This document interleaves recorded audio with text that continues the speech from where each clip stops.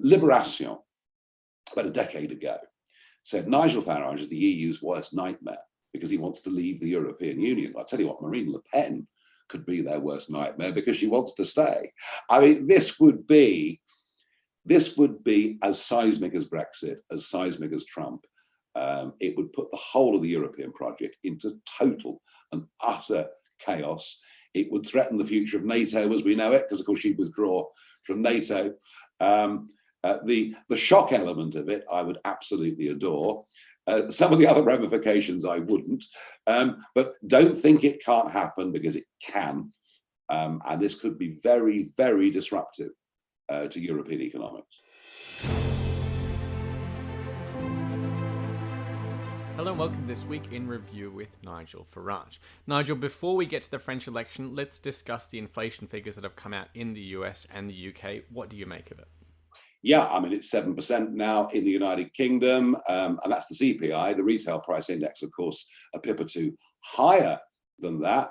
Hate to say, Nick, that we told you so, but to some extent we did tell you so. There are some idiots out there saying, oh, it's all because of Brexit. But you know what? Inflation in the Netherlands is now over 12%. There are two things happening here. One is we're in this commodity supercycle that we talked about last week with our viewers, and there's no sign of that stopping. And of course, the second is governments have created vast amounts of money at some point in time. More money chasing the same number of goods and services can only logically mean one thing, which is rising prices. And it's because of that monetary element and because of this commodity supercycle that I believe this will continue. I believe this will get considerably worse. I don't think the cost of living crisis has even begun to impact British families yet. It will start to in the next few weeks. And who knows, by the autumn, I mean, we really could be talking about food shortages. We've got a diesel shortage already, partly caused by these idiots blocking the oil refineries. But you know, there are very, very tough times to come for many, many millions of families. There's no way we can put icing on that and make it look better or taste better. We are going into stagflation. The British economy is stalling. The growth figures this week were a huge disappointment to the government. So growth not happening, inflation rocketing, stagflation.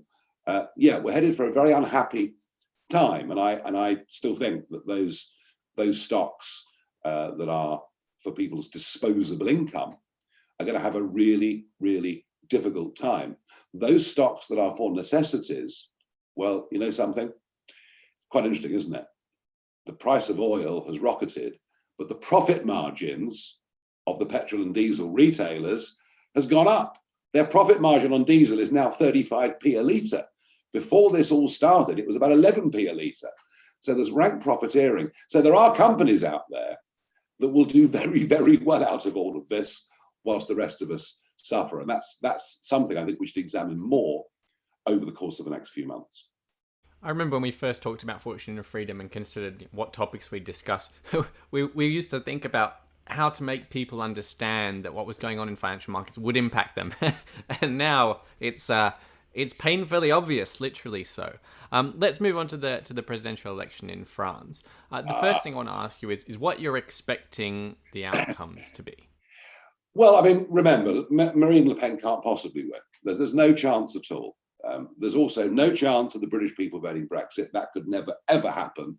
And the thought that the man with the suntan, the real estate guy from New York, I mean, he could never beat the Clintons. I mean, how on earth could that happen? I mean, what are you smoking? And that's kind of where we are now. Marine Le Pen can't win. It's a challenge, but she can't win. It's a contest, but she can't win. She can win, but, and this is a huge but. Now, you know, I know Le Pen well. You know, I've known her for 20 years.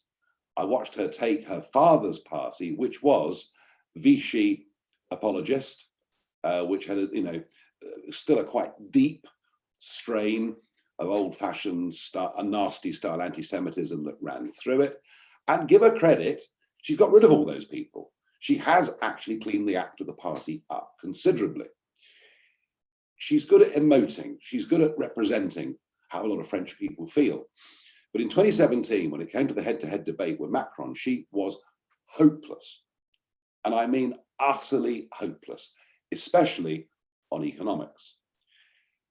Now, she's now going around the country trying to push a narrative which is similar to Mrs. Thatcher's shopping basket in 1979, albeit from a different perspective. The BBC will tell you she's far right. Actually, her economics are quite far left. I mean, this is a woman who will keep retirement at 60, massively increase debt and government spending. I wouldn't be surprised if taxing the rich didn't come back on the agenda. I don't agree with any of her economic agenda at all, but it will all come down to one thing, that debate on the 20th. And Macron, who was this invention in 2017, because the old parties are finished. You know, the Conservative Party and Labour parties polled less than 10% in this election campaign. Macron was this new creation. He was propelled to power. He's never been under political pressure in his life. He never had to fight particularly to get that role. And now he's getting snappy. He is snapping at members of the public in the street. He's under pressure. He outpsyched her in that debate in 2017.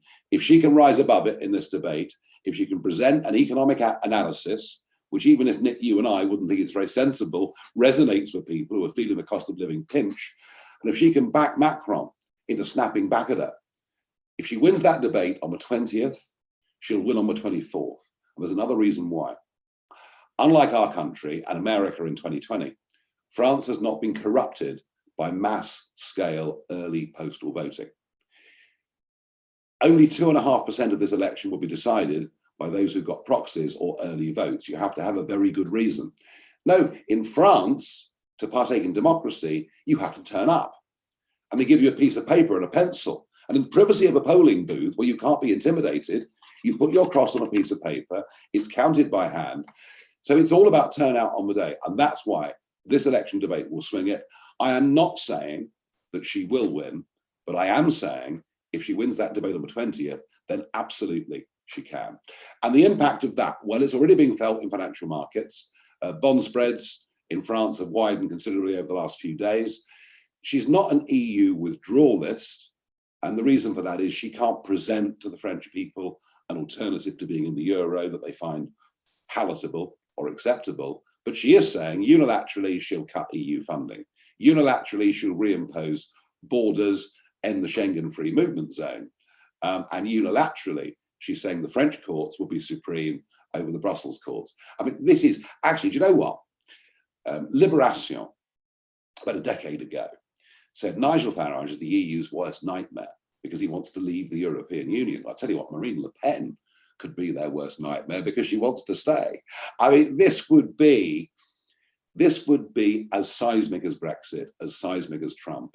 It would put the whole of the European project into total and utter chaos. It would threaten the future of NATO as we know it, because of course she'd withdraw from NATO. The shock element of it, I would absolutely adore. Some of the other ramifications I wouldn't, but don't think it can't happen, because it can. And this could be very, very disruptive to European economics. Yeah, we'll get to the implications in a second. I quickly want to ask you about, it's very difficult for British people to understand this situation in France because the parties don't match up to UK. You've got the almost socialist left-wing Eurosceptic side, which gets described as far right. And then you've got the liberal pro-EU side, Macron. Yeah. And that just doesn't match to the UK. So I think people are finding it very difficult to grasp the dynamics at hand. And I wonder if people are going to get very confused by, you know, what's at stake and what the outcomes might be from the election results. Well, we don't vote for a prime minister, and yet we do, because we vote by constituencies. If we actually voted for a prime minister, don't think the Conservative and Labour parties would get over 70% of the vote in England. They wouldn't. They wouldn't. If we voted for individuals, we get results like France, where different parties and different things would happen. So it is a very different system. It is an outright presidential system. The Assembly elections happen as well, but the Assembly doesn't matter. The French Parliament barely matters. Actually, in Europe, they look to the European Parliament. That's the one that matters, because they recognise that nearly all the laws by which they live get made in Brussels and Strasbourg. And we tried for 50 years to pretend it wasn't happening. But I did try and wake people up to what the importance of it was, whether you liked it or not. So it is a very different system. Think of it like this. Macron is the globalist. Macron is the big supporter of the European Union project, of big business, of cheap labor, of the free movement of people. I'm putting that straight to you. And Le Pen is the Eurosceptic nationalist. And that's what this is all about. And that's why it does actually replicate the 2016 votes of Trump v. Clinton and Leave versus Remain. They're different because they've got national contexts, but actually in the big picture, they're very much the same thing. Yeah, I agree with that. And yet I would say that our economic perspectives are closer to Macron's, which makes the whole thing mighty confusing. Absolutely. And also, don't forget who came third, just to confuse you more, folks. Jean-Luc Mélenchon came third with 22%. Now, he is almost a Corbynista. He's way out on the left. I used to see him in the European Parliament, ranting and raving. And yet, the majority of his voters are as Eurosceptic as I am. They can't stand the European project. They see it as a project for big banks, big businesses, big politics, crushing the ordinary working French man and French woman. And this is the key to it. Mélenchon said, don't vote Le Pen after he didn't quite make the last round. Yeah, I think there's a lot of Mélenchon voters that will vote Le Pen. In fact, I think how the Mélenchon voters split will decide the future of this election. And traditionally, even though Marine's economics is left, traditionally, the left have been scared of Marine, scared of the National Front, the predecessor to the National Rally. But are the left now as scared of Marine Le Pen? I don't think so, and that's why she's got a real chance.